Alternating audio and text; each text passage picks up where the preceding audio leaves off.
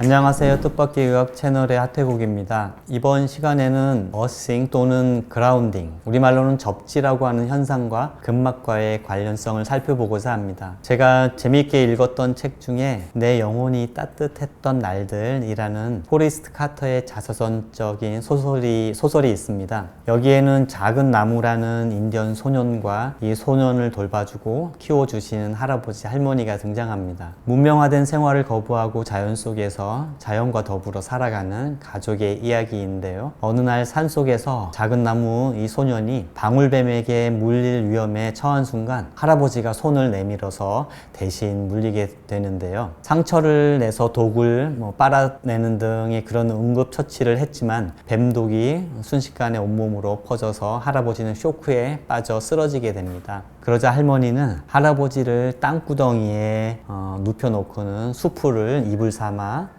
덮고 할머니 할아버지는 서로 알몸으로 껴안고 하룻밤을 보냅니다. 이튿날 아침 할아버지는 거뜬히 일어납니다. 땅과 접촉하여 또 부인의 몸과 접촉하여서 치유의 에너지를 받은 것이죠. 이것은 바로 아메리카 인디언 원주민들의 자연치유법 중 일종의 접지 치료입니다. 뭔가 좀 미신적이거나 신비주의적인 냄새가 풍기는 것 같지만 에너지학적인 관점에서 보면 접지는 과학적인 접근법입니다. 지구에 서식하는 동식물을 포함한 생명체 중에 하루 중 대부분의 시간을 접지하지 않고 사는 종이 하나 있는데 무엇일까요? 네, 바로 인간종입니다. 모든 인간이 다 그렇지는 않고요. 현대의 도시인이라고 말하는 게 더 정확하겠네요. 모든 식물은 땅에 뿌리를 받고 있으니 말할 것도 없고요. 모든 동물은 땅과 직접적으로 접촉하면서 살고 있습니다. 새들도 하늘을 날다가도 땅 위나 물 위에 내려와 쉬면서 접지를 합니다. 그런데 우리 현대인들은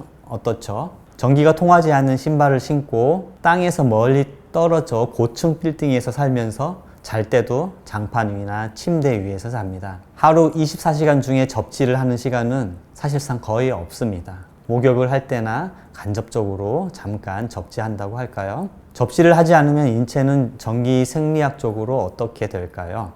그림에서 보시다시피 땅 위에 서 있더라도 신발을 신고 있으면 땅과 우리 몸은 정기적으로 단절되어 전압차가 350V까지 높아집니다.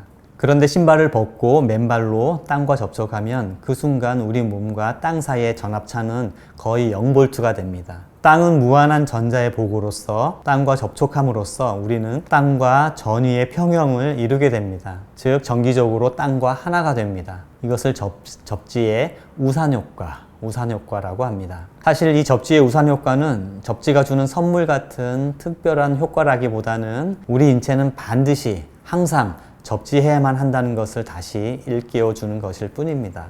인체를 포함한 지구상의 모든 생명체는 땅과 접촉하지 않으면 안 되도록 설계되어 있습니다. 인체의 모든 생리적 과정에는 전기화학적 현상이 일어납니다. 인체의 조직과 분자들에 충분한 전자가 공급되지 않으면 어떤 분자들은 인체에 위협을 끼칠 수도 있습니다. 그러한 것들이 바로 활성산소종이나 자유라디칼이라고 불리는 것인데요. 그림에서 보시다시피 안정적인, 즉 건강한 원자나 분자는 충분한 전자를 갖추고 있는데 활성산소 자유라디칼은 전자가 부족해서 옆에서 전자를 항상 뺏으려고 공격을 합니다. 이것을 산화 스트레스라고 하는 것이죠. 반면 항산화제는 전자를 공유할 수 있어서 자유라디칼을 불활성화, 즉 착하게 또 순하게 만들어주는 것입니다. 만병의 근원이라고 하는 만성염증을 다스리기 위해 항산화제가 유행하고 있습니다만 이 촉촉한 대지는 무한한 전자 공유자로서 가장 강력한 항산화제입니다. 땅과의 접촉, 즉 접지를 하지 않는 것은 무한한 치유의 원천과 단절되는 것과 마찬가지입니다. 자, 그러면 접지를 하면 땅의 전자가 어떻게 우리 몸으로 들어오는 걸까요? 여기에서 다시 근막, 파시아가 등장합니다. 앞서 근막은 전기 전도성이 있다고 얘기했었습니다. 근막의 주된 성분은 콜라겐 단백질이며 그 외에 기저물질, 그라운드 서브스턴스라고 하는 것들이 있어서 젤 상태로 구성되어서 형성되어 있습니다. 콜라겐은 주위에 물 분자가 달라붙어서 촉촉한 수분 껍질에 쌓여 있습니다. 또 콜라겐은 반도체적 성질이 있어서 전자를 전도시킬 수 있습니다. 그래서 수분 껍질로 이동된 양성자나 활성산소, 자유라디칼이 전자를 받아서 중화됩니다. 근막의 콜라겐 섬유는 기저물질에 담겨 있다고 보면 되는데요. 또 다른 근막의 성분인 이 기저물질은 고도로 하전된 고분자 전해질 젤 형태로서 방대한 전자 저장소입니다. 고분자 전해질 젤이란 말이 좀 어렵지만 이렇게 생각하시면 어떨까요? 스펀지 덩어리가 물을 흠뻑 흡수하듯이 이 고분자 전해질 젤은 전자를 흠뻑 머금고 있습니다. 마치 땅이 무한한 전자를 머금고 있듯이 말입니다. 기저물질이란 말 자체가 인체의 땅, 바탕질, 기반이라는 의미를 내포하고 있습니다. 인체의 모든 조직, 모든 세포는 이 기저물질에 접지하고 있어야 합니다. 여기는 전자의 방대한 저장소이기 때문입니다. 그런데 이 기저물질, 다시 말해 근막은 이 전자들을 어디서 공급받을 수 있을까요? 그것은 바로 지구라는 생명체의 기저물질인 바로 땅입니다. 근막이 인체의 바탕질이라고 한다면 땅은 지구 생명체의 바탕질이죠. 우리는 전 지구의 바탕질인 땅과 접촉함으로써 우리 인체의 바탕질인 근막에 방대한 전자들을 충전할 수 있습니다. 이것이 바로 접지의 기본적인 원리입니다. 그리고 이 접지 현상의 매개체가 바로 근막이라는 것이죠.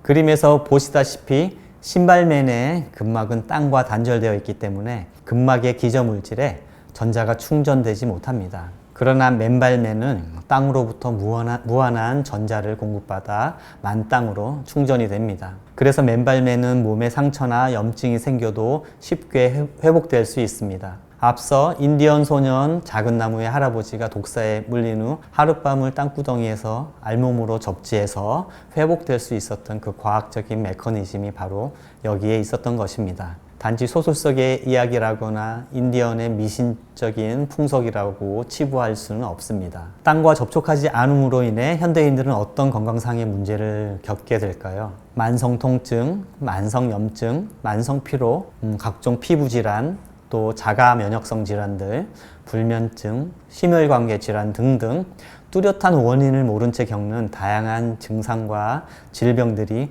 땅과 단절됨으로써 생길 수 있다고 추정되고 있습니다. 반대로 접지를 한다면 이러한 질병으로부터 회복될 수 있을 것입니다. 다양한 질병의 치료에 있어서 접지의 효력을 밝힌 연구들은 아주 많이 있습니다. 접지, 어싱, 그라운딩. 어렵거나 부작용이 있는 치료법도 아닌데 한번 시도해보지 않을 이유가 없지 않겠습니까? 접지의 효과는 굳이 과학자나 의사 같은 전문가의 학식을 빌지 않더라도 직접 경험해서 알 수가 있습니다. 접지의 느낌, 그 느낌을 잘 느껴보면 됩니다. 파도가 밀려오는 바닷가, 모래밭을 걸을 때, 시냇물에 발을 담그고 찰랑찰랑 물장구를 칠 때, 갑자기 내린 소낙비에 젖은 길을 맨발로 걸을 때, 발바닥에서부터 온몸으로 전해지고 채워지는 그 느낌, 청량하면서도 짜릿한 그 느낌, 기분도 좋아지고 마음도 평화로워지고 마냥 순수해질 것만 같은 그런 느낌, 아마도 여러분들 모두 그런 경험이 있을 것입니다. 그런 느낌이 바로 근막이 채워지고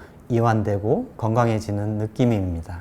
이런 근막의 느낌을 잘 캐치하는 것은 아주 중요합니다. 왜인가 하면요, 근막의 느낌을 잘 느끼면 상당히 비약적으로 보이겠지만 몸과 마음이 건강해집니다.